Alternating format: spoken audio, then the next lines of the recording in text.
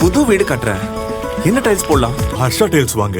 இது ஆர்டினரி இல்ல, extraordinary. Harsha tiles. இனிமே கண்ணை மூடிட்டு கடலை எண்ணெய் வாங்கலாம். ஏன்னா மந்த்ரா கடலை எண்ணெய் இதயத்தின் தயாரிப்பு. வறுக்க பொரிக்க ஏன் எல்லா சமையலுக்கும் மந்த்ரா தான். மந்த்ரா கடலை எண்ணெய், அபார ருசி, ஆரோக்கியமான உடல் நலம்.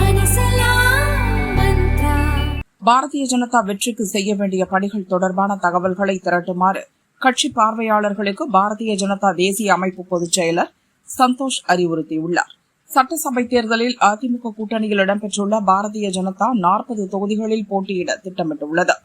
மேலும் சிறிய கட்சிகளை தாமரை சின்னத்தில் போட்டியிட வைக்கவும் முடிவு செய்துள்ளது. அதன் அடிப்படையில் வெற்றி வாய்ப்பு அதிகம் இருப்பதாக கருதப்படும் 57 தொகுதிகளுக்கு கர்நாடகா உள்ளிட்ட பிற மாநிலங்களைச் சேர்ந்த 57 பேரை பார்வையாளர்களாக பாரதிய ஜனதா நியமித்துள்ளது.